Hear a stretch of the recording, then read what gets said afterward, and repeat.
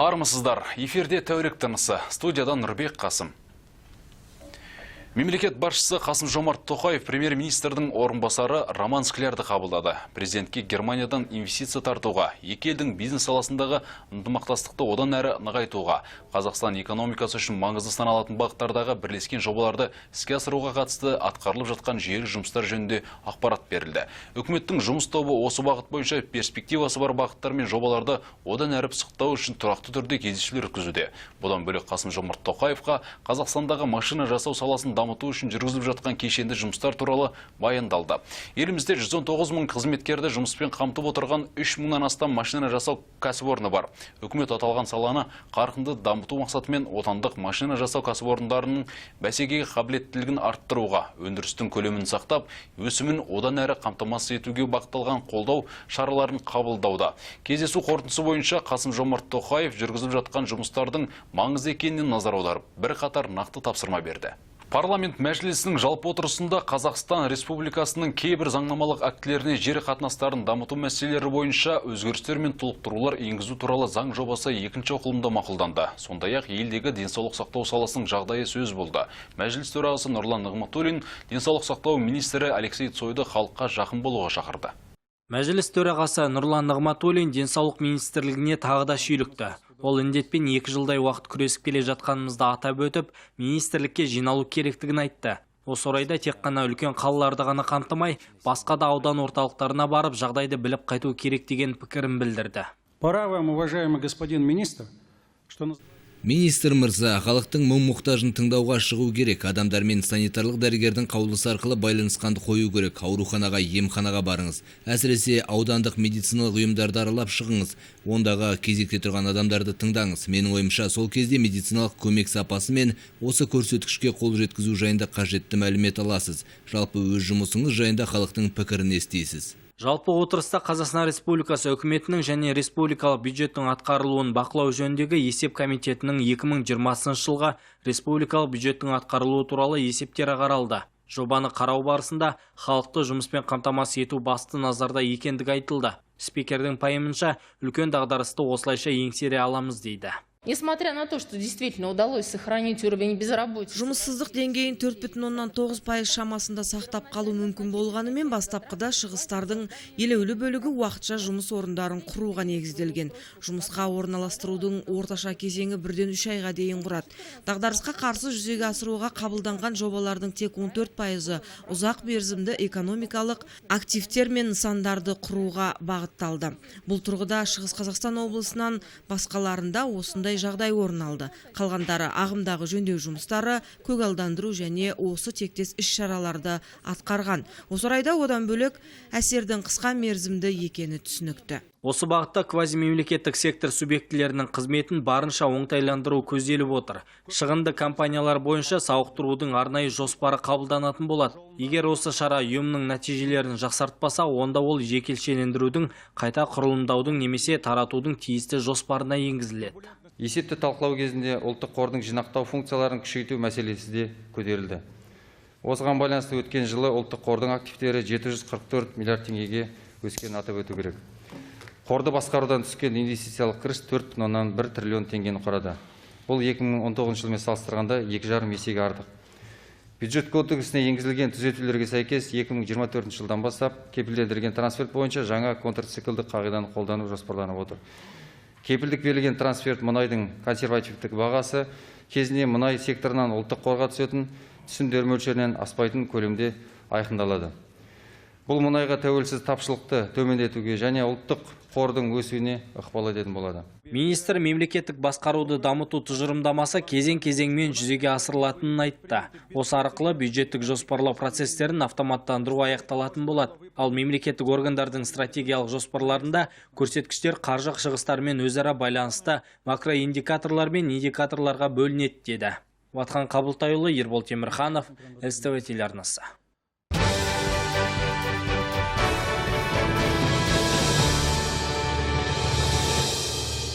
Алматы облысында ұлттық халық санағының бірінші кезеңі басталды. Қазірдің өзінде тіркелушілер шаршы метрде тұратын адамдардың санын анықтау үшін тұрғын үйлерді аралауда. Осы жылдың ерекшелігі сауалнаманы офлайн және онлайн форматтарда өту мүмкіндігі болып отыр. 1 маусымнан бастап Талғар ауданында жалпы ұлттық халық санағының дайындық кезеңі басталды. Тіркеушілер мен аудан тұрғындарының 25% қамтылған. Бұл шамамен 57,5 мың азамат.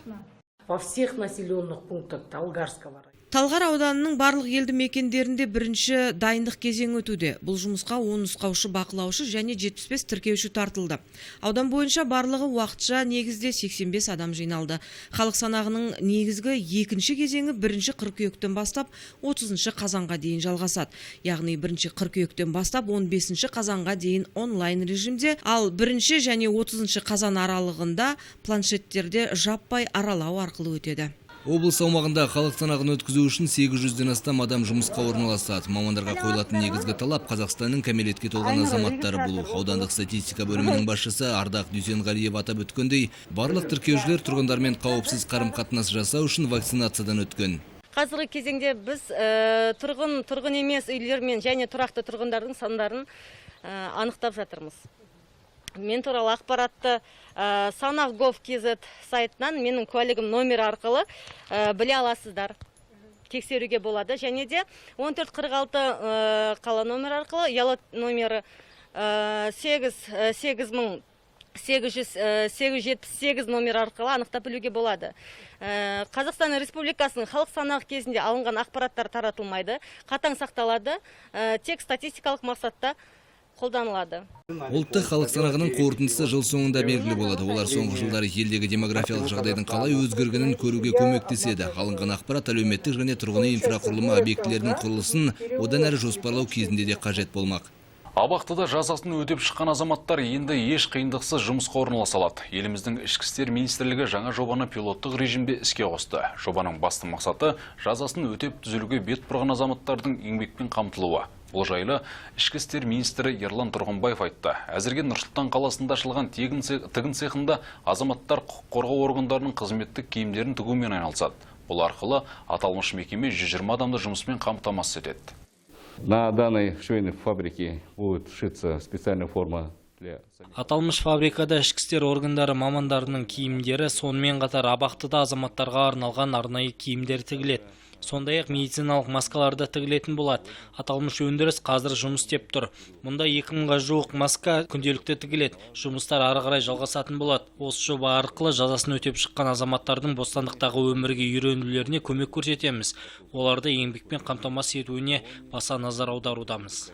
10 маусымнан бастап оқшаулау режимін бұзған тұрғындарға 87.510 теңге айыппұл салынады. Бұл туралы Нұр-Сұлтан қаласының бас мемлекеттік санитарлық дәрігері Сарқат Бейсенова айтып берді. Спикердің айтуынша, тұрғын өзінің жұқтырылған мәртебесі туралы біле тұра оқшаулау режимін бұзса және айналасындағыларға қасақана жұқтыру қаупін тудырса, оған 30 айлық есептік көрсеткіш немесе 87.510 теңге мөлшерінде әкімшілік айыппұл салынады. Бұл қағидалар 2021 жылғы 10 маусымда күшіне енеді. Жители с красным или желтым статусом. Қызыл немесе сары мәртебесі бар тұрғындар мегаполистің қоғамдық орындарында жүрсе, COVID-19 тасымалдаушылары болып саналады. Иммунитеті төмендерге, қарттар мен балаларға және басқаларына ауру жұқтырады. Осылайша Нұр-Сұлтан қаласының қызыл аймақта болу кезеңін ұлғайтып, сырқаттанудың күнделікті өсуіне үлес қосады. Айта кетейік, мамыр айының басымен салыстырғанда 100 мың тұрғынға шаққандағы апталық сырқаттану көрсеткіші 210-нан 110-ға дейін төмендеді. Бір аптада COVID-19 бойынша 1315 жағдай тіркелді. Сырқаттану көрсеткіші алдыңғы аптадан 18%-ға төмен. Коронавирусты жеңудің жалғыз жолы вакцинация. Десе де әлі күнге екпе алудан бас тартушылар жетерлік. Осы мақсатта Петропавлдық тұрғындар пікіріне тілшілеріміз құлақ асып көрді. Көше бойындағы азаматтарды сұраққа тартқанымызда бір қатарының кері пікірін естідік. Жалпы қазіргі таңда өңірде вакцинаның бірінші компонентін 78.602 адам алыпты. Ал екінші дозасын 43.206 тұрғын салдырып үлгерген. Количество вакцин первого компонента всех. Өңірде вакцинаның бірінші компонентінің 36.926 дозасы қалды, ал екінші компоненті 27 мыңға жуық. Бір сөзбен айтқанда облыста екпе жеткілікті, сондықтан емханаға келіп вакциналауға болады. Айта кетейін, алдағы күндері Спутник В вакцинасының екінші компоненті жеткізіледі. Оны 21 күннен 90 күнге дейін алуға болады. Бүгінде медицина қызметкерлері көпшілікті екпеден бас тартпауын сұрап отыр. Себебі екпе адам денсаулығы үшін аса маңызды. Әр індеттің бетін қайтарып жеңуге көмектеседі. Елордалық сауда орталықтарында қала тұрғындарын вакцинациялауға тарту мақсатында жеңілдіктер мен сыйлықтар ойнатылды. Бұл туралы бүгін брифинг барысында инвестициялар және кәсіпкерлікті дамыту басқармасының басшысы Ерлан Бекмұрзаев мәлімдеді. Последним постановлением хотелось бы отметить, что вакцинаны алған азаматтар екпеден кейін сыйлық ала алады. Бұл шаралар халықты ұжымдық иммунитетпен жалпы қамту мақсатында қабылданды. Бұл жақын арада бұрынғы арнаға оралуға және пандемия салдарынан зардап шеккен нысандардың жұмысын қайта бастауға мүмкіндік береді. Мысалы, екпеден кейін Сарыарқа сауда орталығында актуал оптиктен 5000 теңгеге жеңілдік купонын алуға болады. Сондай-ақ нысанды толтыру арқылы сіз кино билетіне жеңілдік ала аласыз. Азия парк орталығында кәсіпкерлердің жүлделері ойнатылады. Бұл тұрмыстық техника, электроника секілді бағалы заттар. Солтүстік Қазақстан облысында 8 жастағы қыз бала жоғалып кетті. Қайғылы оқиға Есіл ауданы Покровка ауылында орын алған. Алдын ала болжам бойынша қыз бала өзенге батып кетуі мүмкін. Полиция департаментінің мәліметіне сәйкес 8 жастағы қыз әжесіне жазғы демалысқа келген. Кеш түсіп, кішкентай қыз үйге оралмағандықтан әжесі бірден учаскелік инспекторға хабарлайды. Ол еріктілермен және құтқарушылармен баланы іздеуге шыққан. Ауылдан шамамен 500 метр жерде Есіл өзені жағалауында қыздың заттары табылған. Баланы іздеуге сүңгуірлер атсалысып жатыр. 8 июня 23 часов 30 минут поступило телефонное сообщение. 8 маусым күні сағат 23:30-да Явленка ауылының өрт сөндіру бөліміне 2012 жылы туылған баланың жоғалып кеткендігі туралы хабар келіп түсті. Қазіргі уақытта іздеу жұмыстары жалғастырылып жатыр. Оқиға орнында 2 қайық пен 5 техника, арқасында 19 адам іздеу жұмыстарын жүргізіп жатыр. Шетел жаңалықтары. Мексикада 1 жыл қашықтықтан оқытудан кейін оқушылар дәстүрлі сабақ түріне оралады. Партаға 1,5 миллионнан астам бала отырады. Күндізгі оқуға көшу елдегі эпидемиологиялық жағдайдың жақсаруына байланысты. Мексиканың 13 штатында 1 жыл ішінде алғаш рет мектептер қайта ашылды. Билік эпидемиологиялық жағдайды жақсарту аясында күндізгі оқуға ауысуға рұқсат берді. Мексикада мектептерде 80 мың оқушы мен 10 мың мұғалім оралды. Мексикалық балалар өткен жылдың тамыз айынан бастап қашықтықтан оқытылды. Балаларды үйде ұстау өте қиын болды. Енді олар сыныптастарымен кездесіп белсенді болады. Менің ұлым 1-ші сыныпқа барды, бірақ мектепті ешқашан көрмеді. Кеше ол сабаққа келуді асыға күтіп ерте ұйықтады. Оларға сыныптастарының қасында болу мүмкін емес екенін түсіндіру қиын болды. Олар үшін мектепке оралып қайтадан таза ауамен демалу өте жақсы.